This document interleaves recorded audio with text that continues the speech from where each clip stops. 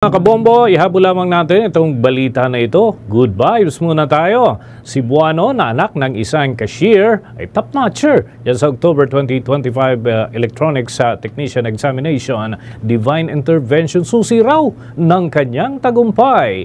May panayam ang Star FM Cebu.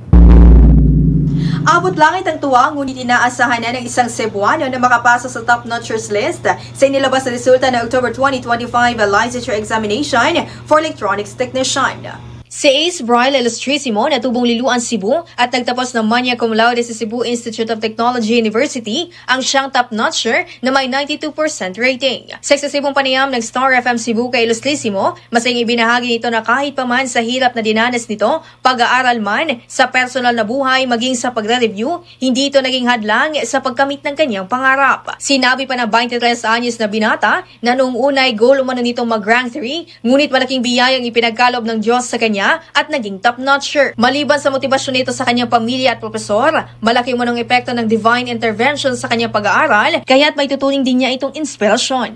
Dagdag pa nito, na kahit pamananak siya ng isang cashier, ay ipinagmamalaki niya ito sa lahat, dahilan upang siya ay maging isang ganap na engineer. Ibinahagi pa ng binata na ang teknik sa kanyang tagumpay ay ang puspusang pag-aaral, focus at determinasyon, dahil ito rin anya ang magsisilbing pundasyon sa magandang kinabukasan. Payo naman ito sa mga nangangarap at sa mga nagbabalak na kumuha ng board exam na huwag sumuko at magpatuloy sa laban na sinimulan, dahil ito rin anya ang magbibigay lakas sa bawat hamon sa hinaharap.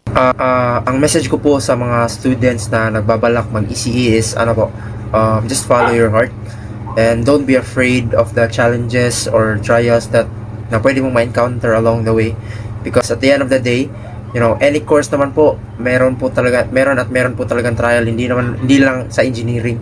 And that is actually okay because it's actually part of the process. So if you encounter trials and all of that, you're actually allowing yourself to grow. Mula sa lalawigan ng Cebu, this is Star DJ Kylie Crystal, and this is Bombo Radio Philippines, the #1 and most trusted source of news and information. Basta Radio, Bombo! For the most trusted source of news and information, visit our website at www.bomboradio.com. Follow us on Bombo Radio mobile app, Facebook, YouTube, TikTok, and X, formerly Twitter. Like, share, and stay connected. Anytime, anywhere.